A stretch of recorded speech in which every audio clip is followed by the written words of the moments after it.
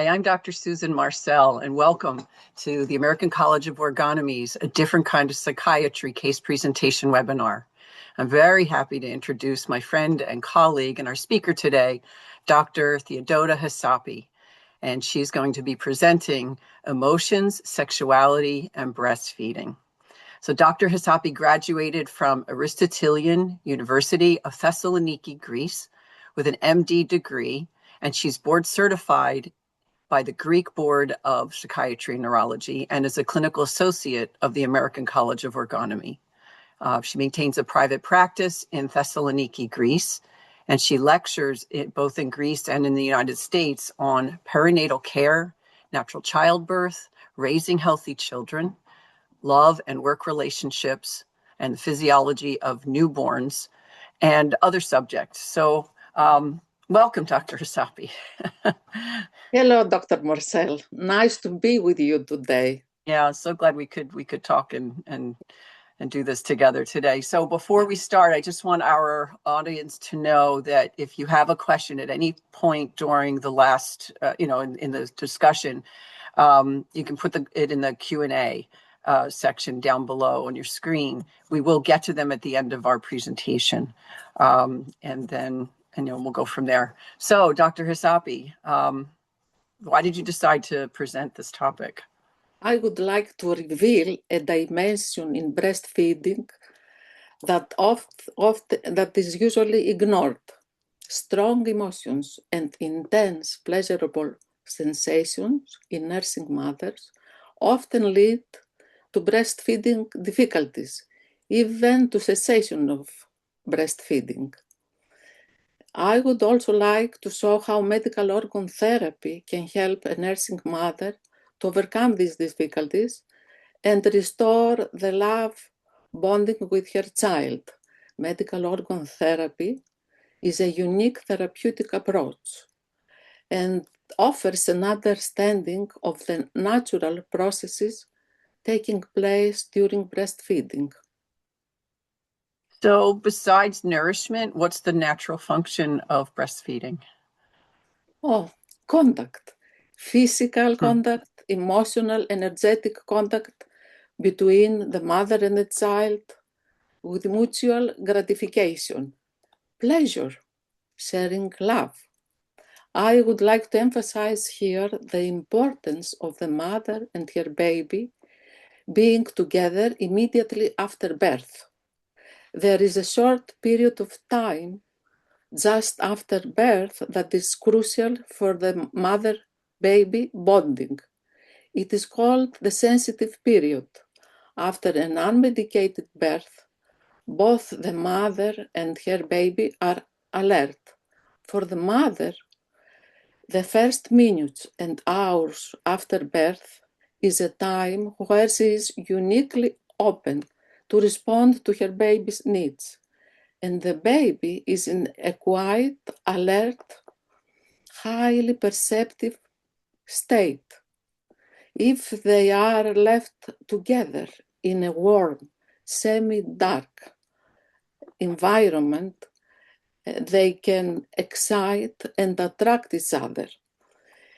They share their love, they enjoy each other, and they can coordinate their actions, and then the breastfeeding starts, even by mothers who didn't intend to.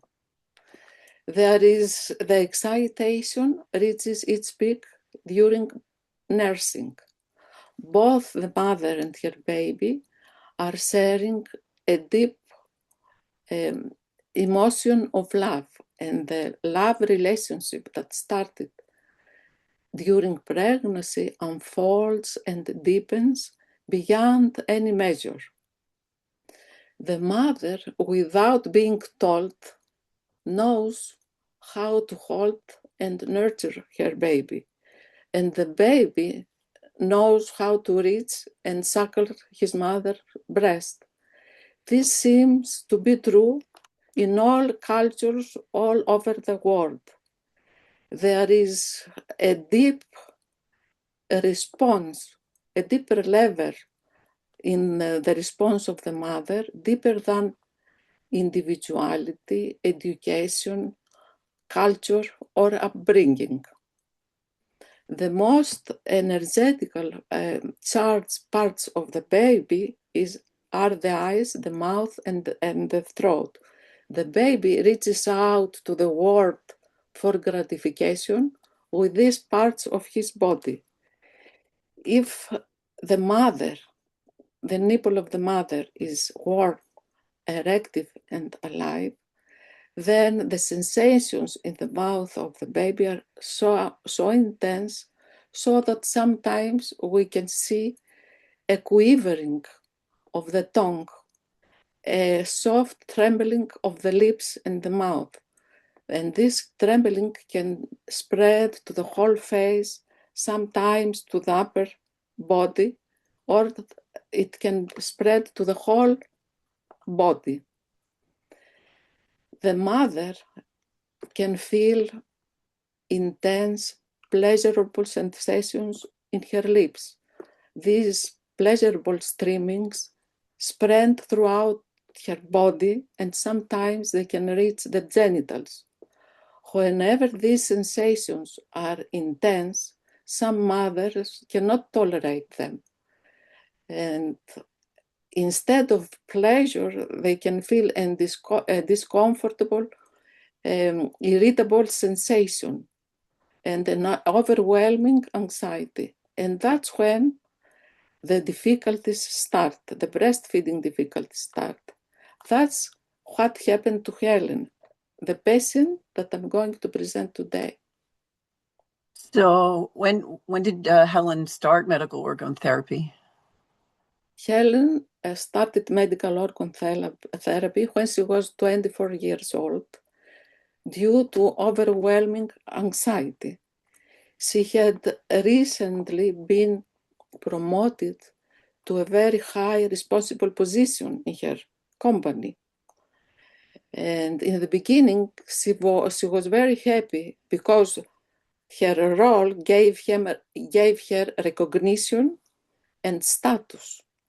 But soon, her perfectionist led to overwhelming anxiety.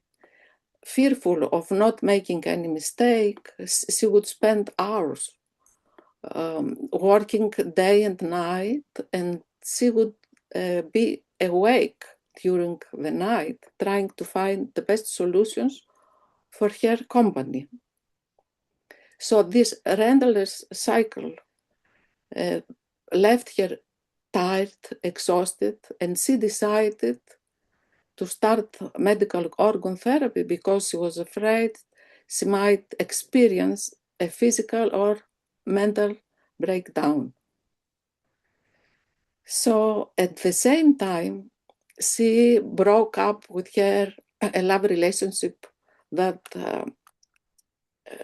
a 2 years love relationship, and she was feeling sad and frustrated. Another failed love relationship she reported in her first session. All my love relationships start with a passion and end up in disappointment. Helen is a strong, active, highly charged organism. She is pretty, lively, energetic, sociable, engaging, and after several months, she was able to cope with her anxiety in her company, and her position was solidified. Several months after the beginning of her therapy, she met George, a handsome, charming man, and she fell in love with him. At that time, therapy was focused on her difficulty to stand genital sensations. She would, whenever her emotions or the genital pleasure were strong, she would cause arguments and fights to send George away. And she also reported that during the acme, the peak of the sexual encounter, she would freeze or be immobilized, disconnected from any genital sensations. Oh. Eventually, she was able to embrace her emotions and sensations, allowing her love relationship to evolve. A couple of years later, George and Helen got married, and soon after, Helen got pregnant. Pregnancy was thoroughly enjoyable for her. She enjoyed the contact with her fetus. The fetus was a boy. Philip was his name, is his name. And he was very active, responding to sensory stimulation from both parents. They would sing, dance, talk to Philip, and Philip would respond with active movements. At those times, both the parents were thrilled. And Helen said that this connection, deep bonding with her boy, made her feel strong and confident. What a story. What a successful therapy, for her to go from being so dramatic and cut off, and to be able to feel all those feelings and have such a great connection with George and with Philip. So it sounds like she's much healthier. She went a long way. Yeah. When she started therapy, she was that close to quit her job. She thought that she couldn't tolerate all the responsibility. But eventually, she was very successful, and she was enjoying her love relationship. And now she was starting her own family. And she was happy to be pregnant. So she decided to have a home birth with a low-profile midwife and with the assistance of George. The labor lasted long, but the pains were bearable. And the whole process was smooth and nice. When Philip was born, was put on Helen's belly, and he was able to crawl and find Helen's nipple and suckle. Helen felt love, adoring her baby, the very moment that Philip raised his hand and looked her in her eyes. It was a magic moment, she described that. And she felt her love for Philip in her chest and arms. So they were enjoying their lives and they were happy together. So when Philip was 23 days old, Helen called me and asked for a session. She sounded worried on the phone, and she said that Philip had been biting her nipples the previous day, and in one occasion he cried loudly and angrily. She didn't know what to make out of this behavior, and she was anxious to find out what was going on with Philip. So the next day, she came to my office, holding Philip in her arms. She looked happy and excited to have her baby in her laps, although her eyes were worried. Philip was sleeping with a face of satisfaction, and he appeared relaxed. So Helen described the situation. She said that she cheered the birth, and she was happy nursing Philip.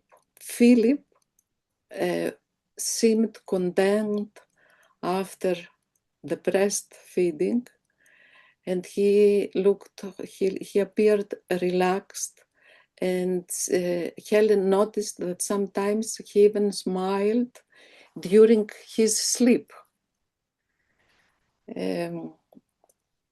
Breastfeeding was on demand.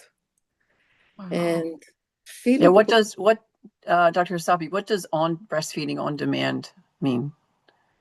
means self-regulation. There is no time schedule, and Philip was the one to reach out to his mother and ask to breastfeed him for nourishment, but also for comfort. Okay. And Helen was able to respond to his call. She said that Philip didn't cry. Ellen was able to watch and observe the body movements, the movements that he did with his mouth, some baby talk, signing that he was calling his mother to breastfeed him.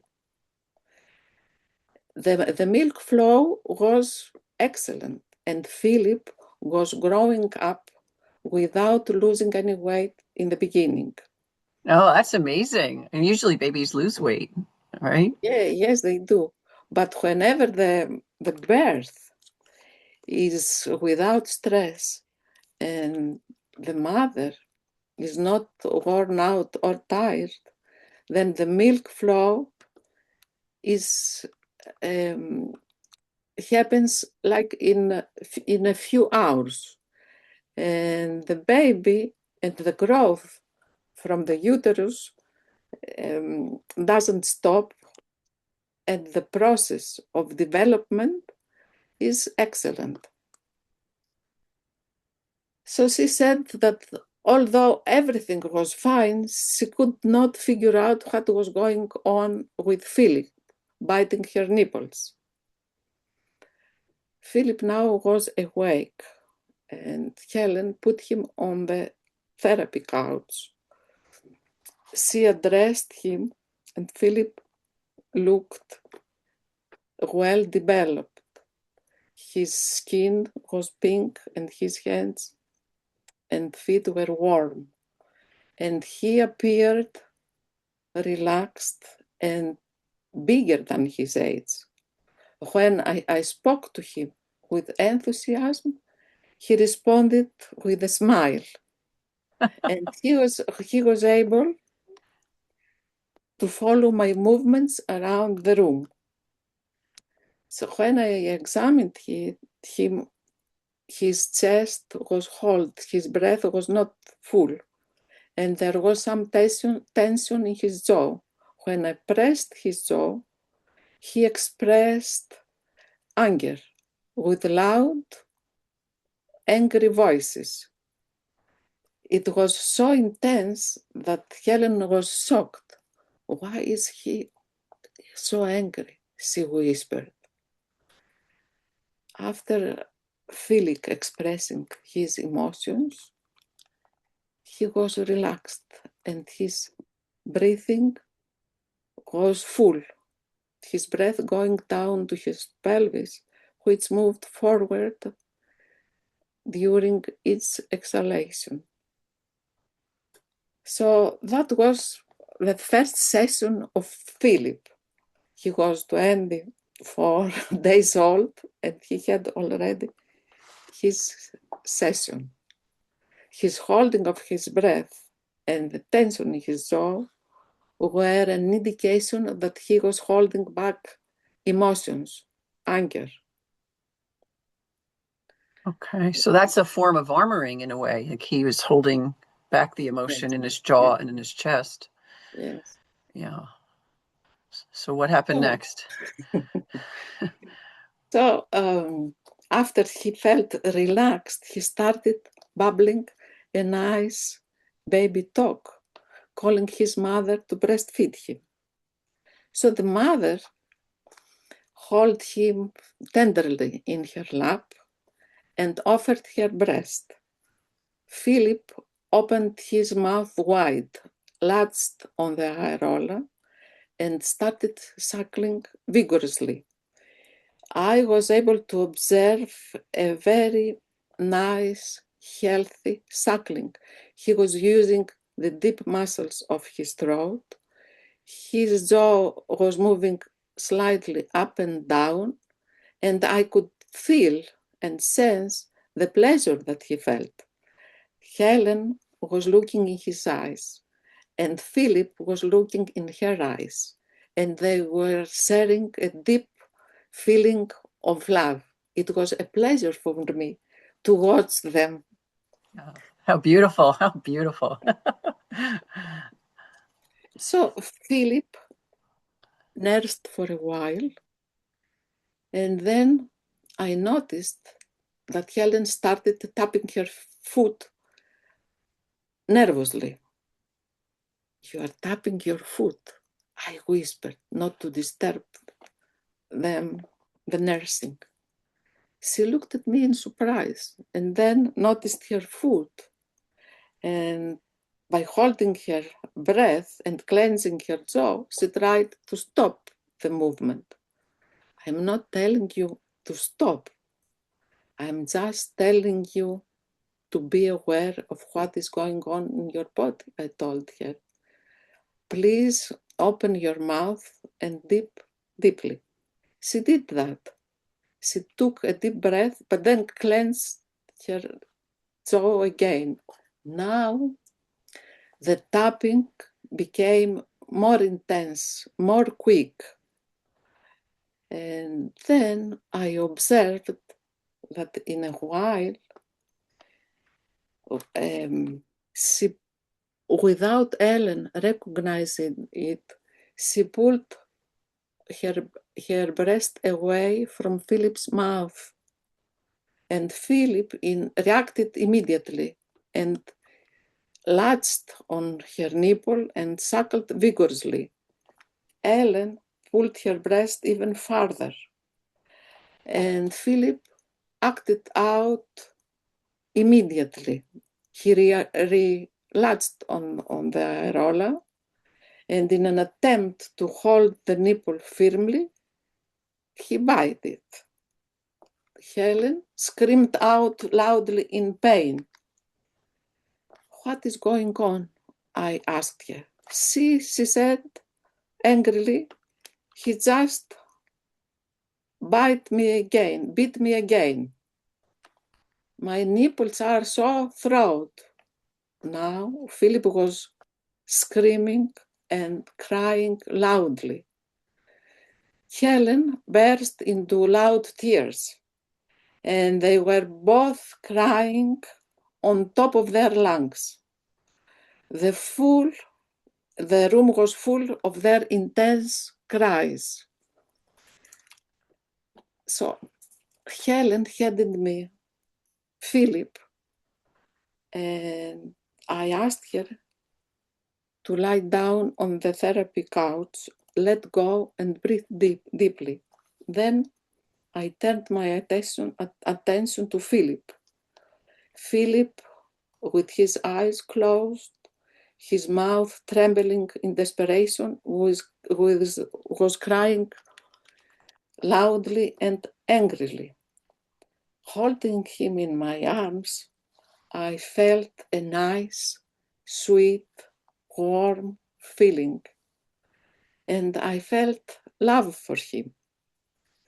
I started talking to him with warm, loving words, reassuring him that everything is going to be fine, that his mother just needed to cry. He seemed to listen and sense my love for him. And he opened his eyes, wide, bright, tearful eyes, and looked at me. Excited by his look, I continued to talk to him, and he responded to me with a nice baby talk. That was a very intense emotional connection with him. He said he felt my love for him. He felt that I was not anxious, and he calmed down, and I could feel his breath reaching down to his pelvis, and his breathing was full now, and he seemed relaxed. Then I turned my attention to Helen. Mm-hmm. I let go. I encouraged her to express her feelings. She looked very angry. She hit and kicked and screamed. I can't stand it. I can't stand it anymore. Expressing all her rage. After she had expressed her rage, she seemed relieved. She looked worried at Philip. Philip was now calm and relaxed, and I told her, "Don't worry, Philip is okay." She burst into tears once more. With a very dramatic way, she started saying, "Oh, what have I done to my baby? What have I done to my baby?" In a very dramatic way, disconnected from her own feelings. "Your baby is okay," I said firmly. "Let's see what is going on with you," I said loudly. She stopped the complaining and the crying, and she took some deep breaths and looked seriously to me. She said, I asked her, "What have you been feeling?" She said, "I feel shame and guilt.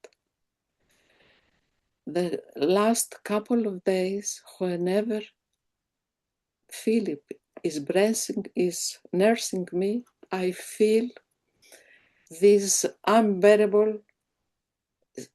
pleasurable sensations that start from my nipple, spread to my whole body, and reach down to my genitals. They are so intense that I can stand them. The pleasure turns to unpleasure, to discomfort. That's what I felt before, when Philip beat me. "And what did you do?" I asked her. And she looked me in surprise, and it was at that very moment that she realized that she had pulled away her breast. So that was a very good moment that she became aware of how she was handling the intense, unbearable sensations. I asked her to breathe deeply and let go. Once more, she started kicking and screaming, saying that I can't stand it. I cannot stand them. I just cannot. And that was very relieving for her. And then she said that she became dramatic again. And she said, I feel so shame to feel genital sensations during breastfeeding. I told her that it's absolutely normal, natural to feel these sensations, that many mothers feel the same way, and that she can feel joy and pleasure during nursing. And this is okay. She looked at me in utter surprise, never heard of such a thing before. Yeah, that's very, very common, that there's a full range of emotions that can be felt throughout nursing. So you were addressing her defenses and helping her realize how she was handling that emotion. Yes. And then she turned to Philip, observed that he was calm and he was sleeping in my arms. And she said that I have to think about all this. She took gently Philip in her arms and she left my office, arranging to come again next week. Yeah. So what happened then? So next week, George came with her. George was holding his son in a baby carrier, and he looked shiny and happy to hold his baby, and Philip was relaxed. And Helen, this time, was very determined. She stepped alone in my therapy room, treatment room, and said that I am the one who needs to have a session. I am the one that creates the problem. So she lay down on the therapy couch, took some breaths, and she reported that after the previous sessions, she felt relieved. And the knowledge that these sensations are natural liberated her. She became aware of her difficulties in breastfeeding, and she felt like the old problem came back again.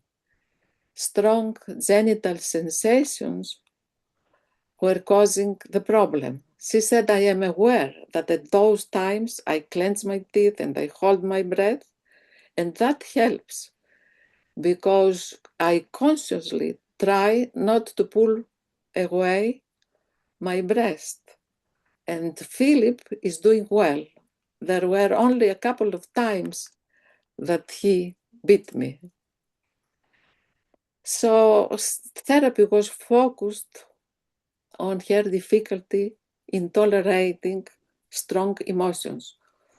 And during the sessions, sometimes I pressed her jaw to release anger, and she would kick and hit and express the frustration or whatever was there. And eventually, she solved this problem. And a couple of sessions later, she said that she had a very gratifying sexual encounter with George. And she asked me to examine Philip. And Philip looked very healthy.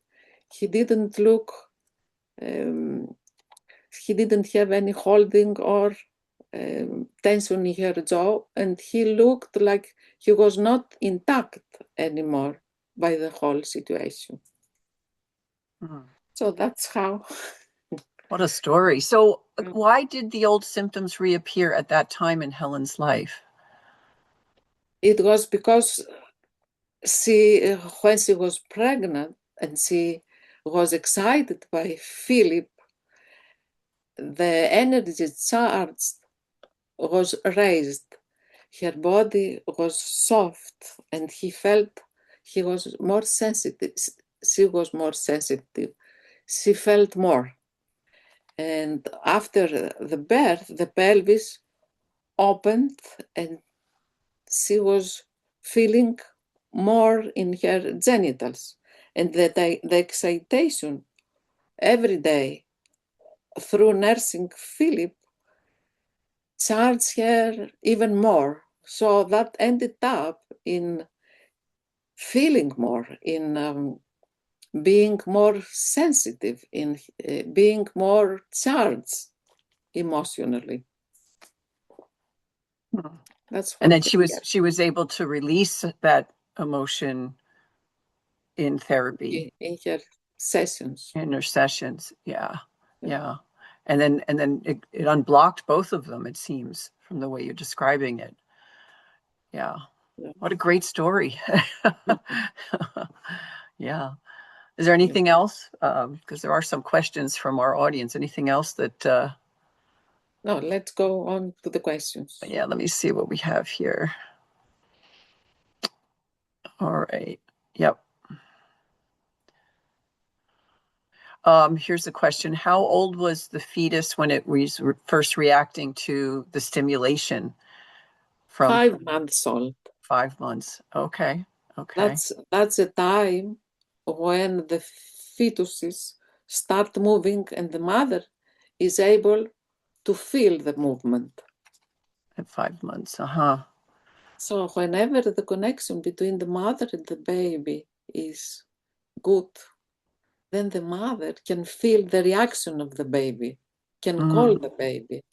Not only the mother, but also the father. The father, sure. Sure. Can do Sure. that. Yeah. Sure. So there's a question, how do mothers bond privately with their babies if they have a C-section? Oh. So they can ask from their obstetrician to have the baby on their chest immediately after birth. And the physical contact, skin to skin contact, always help them for the bonding. Good, good. Another question, how young do sexual feelings start in an infant? Say it again, I didn't understand the question. I will guess in an infant, at what time do they start feeling sexual feelings? Around the age of 4. Mm-hmm. 4 years old. 4 years old, yes. Right. But Genital feelings or sexual feelings or pleasure in the mouth or... Right. So there's pleasure in the mouth and the throat, and then as the There baby is pleasure matures. in the mouth, in the throat, immediately after birth, Right. during suckling. Right. Yes. And then And that lasts for about 18 months. That's for how long the energy charge is in their mouth. And Mhm. then the energy moves down to the genitals. Right. Right. There's a question, what if a mother is pregnant a second time and wants to breastfeed her first child? Oh, yes. Some mothers choose to continue breastfeeding their child during the whole pregnancy. And then when the baby is born, then they decide to breastfeed both of them. Right. And they can enjoy the breastfeeding with the two children. Mm-hmm. Yeah. I mean, I often think about like if a mother that has twins or triplets. Oh, What's that like? I don't know if any of our audiences has that experience, but how does a mother who's had twins? Have you ever treated a mother that had twins? yes, I did. Yeah. Mm-hmm. And how was And breastfeeding for them? breastfeeding for the mother it needs a lot of work because each child is asking for the attention of the mother, and Right? sometimes there is a fight between them. Yep. Yeah. And there's another question. Some women have orgasms during nursing. Was the woman able to release her highly charged sexual genital feelings with her husband? And I think the answer is yes. Yeah. Yes, yes, yes. Yeah. Yep. Here's Helen, another. yes. Go ahead. Sorry. Helen reported that she had satisfying sexual release with George at some point in her therapy. Mm-hmm. Mm-hmm. There's a question. How do you know when to wean your baby from breastfeeding? Oh. So there is not a time schedule for that because weaning is a whole process.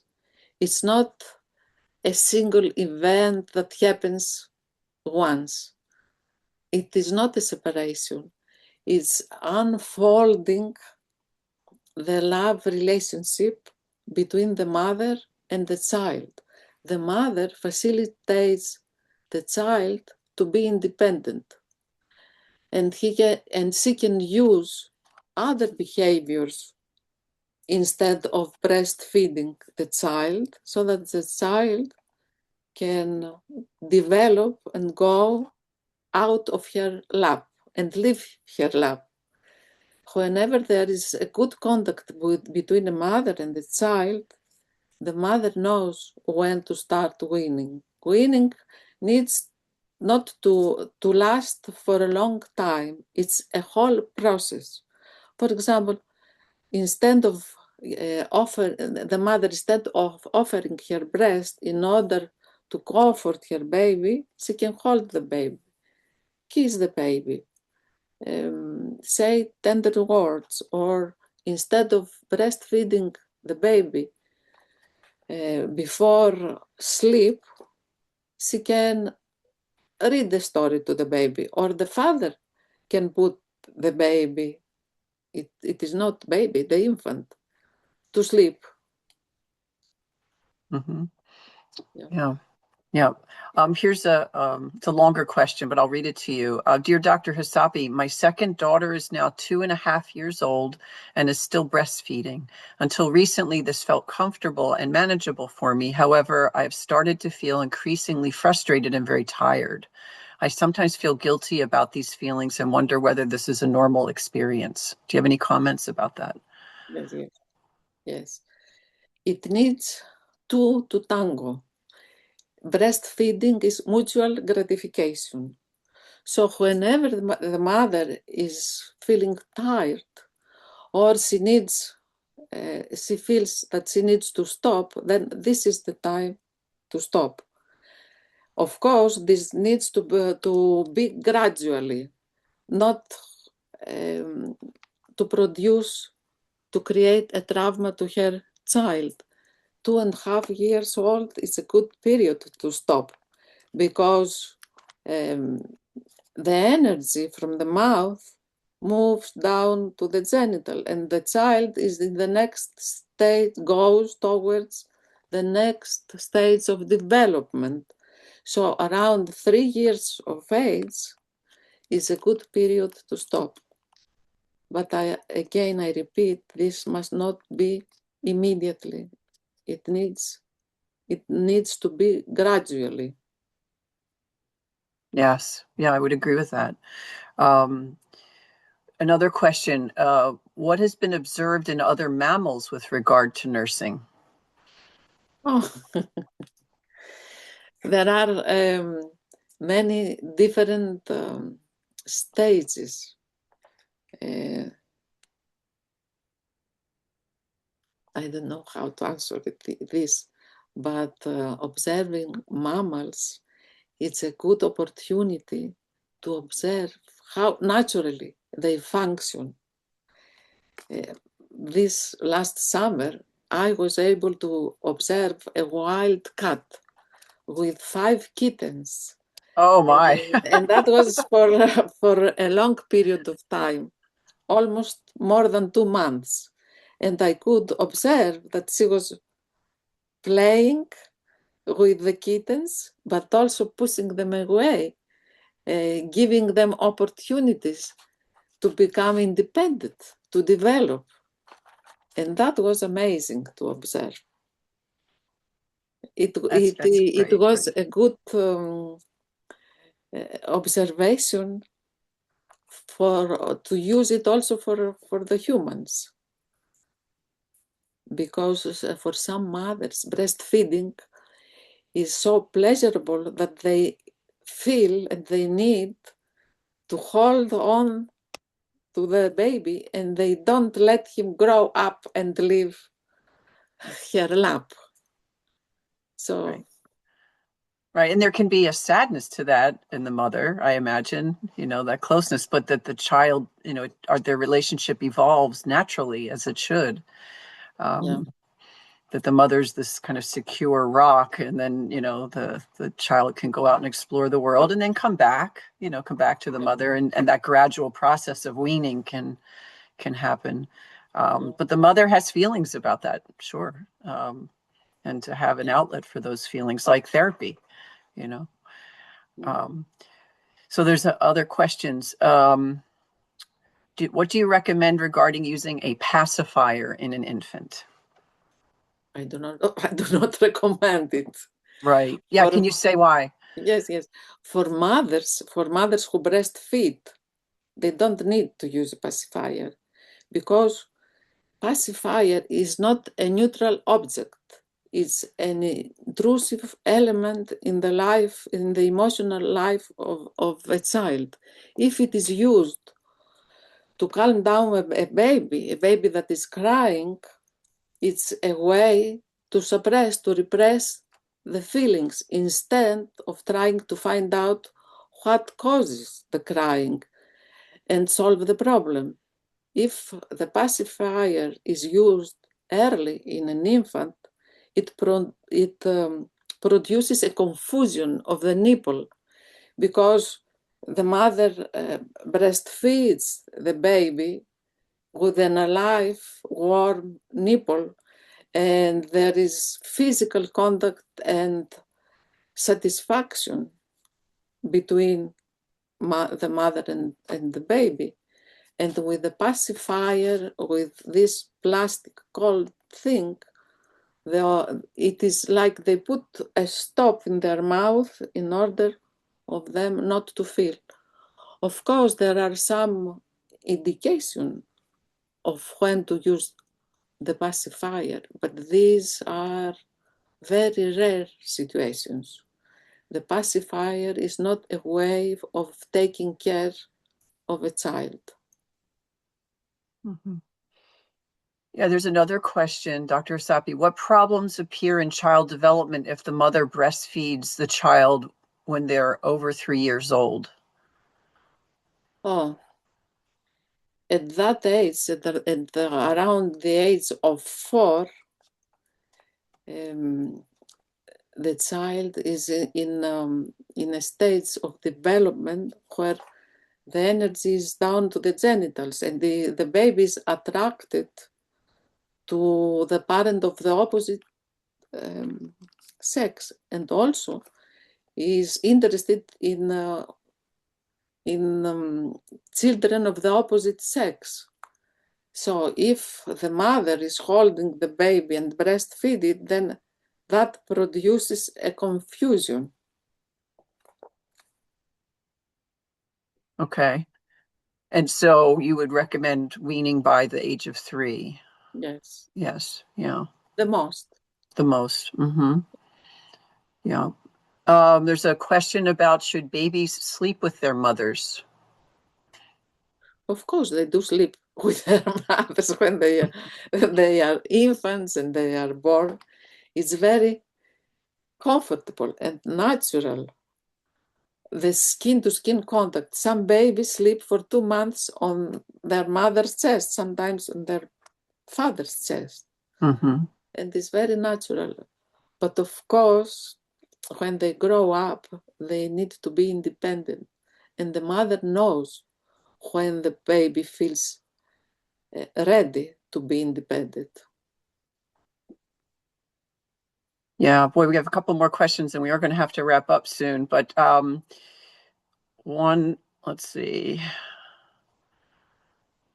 What is the youngest baby you've ever treated with medical orgone therapy? 2 days old. Wow. And there's a question of what do you tell a mother who's unable to breastfeed? So the most important thing is the physical and emotional contact between the mother and the baby. If the mother holds her baby, looks at the baby in the eyes while using the bottle, then the emotional connection will be satisfying for both of them. They need to carry their babies a lot of hours during the day for the physical contact and to love them.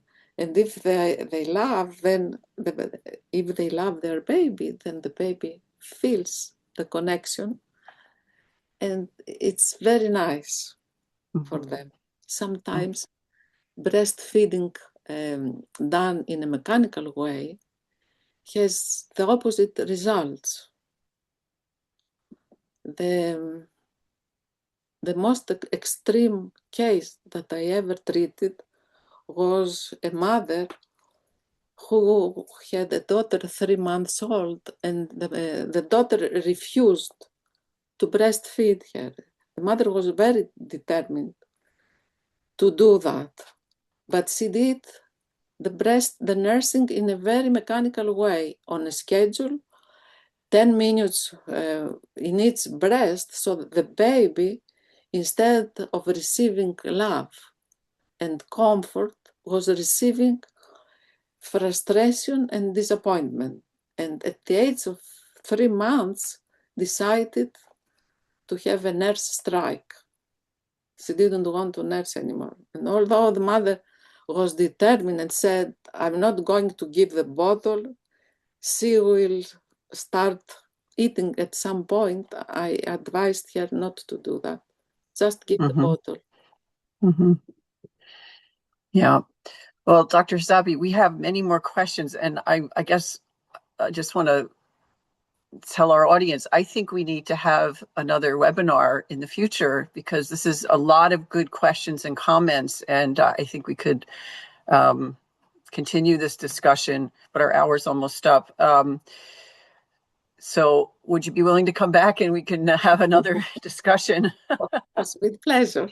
Yeah. No, the questions have been great. The comments great. And, is there anything else that you want to say before we come to a close today? Yes, I encourage mothers to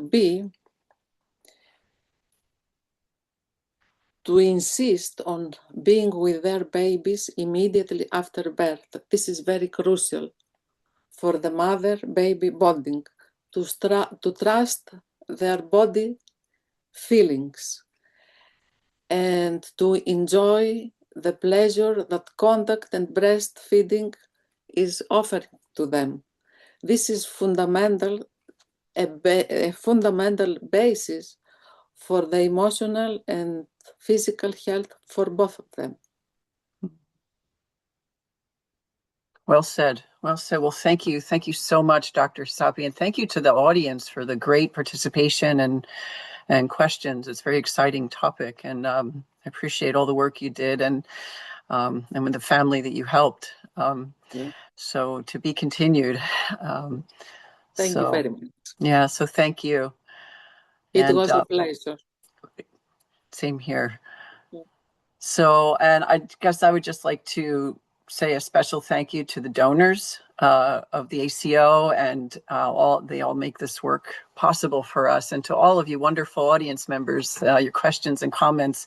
I hope you'll come back for our next discussion, and we'll let you know when that is, on breastfeeding. And also that you could check out the Journal of Orgonomy on Substack and our podcast, A Different Kind of Psychiatry. Our next webinar is scheduled for January 31st, 2026 at 11 a.m. And Dr. D. Apple will be joining us and presenting the legalization of marijuana and what parents and teens need to know. So thank you again so much. Have a wonderful holiday. Happy Hanukkah, Merry Christmas, and a Happy New Year to all of you. Take care. Thank you. Bye-bye.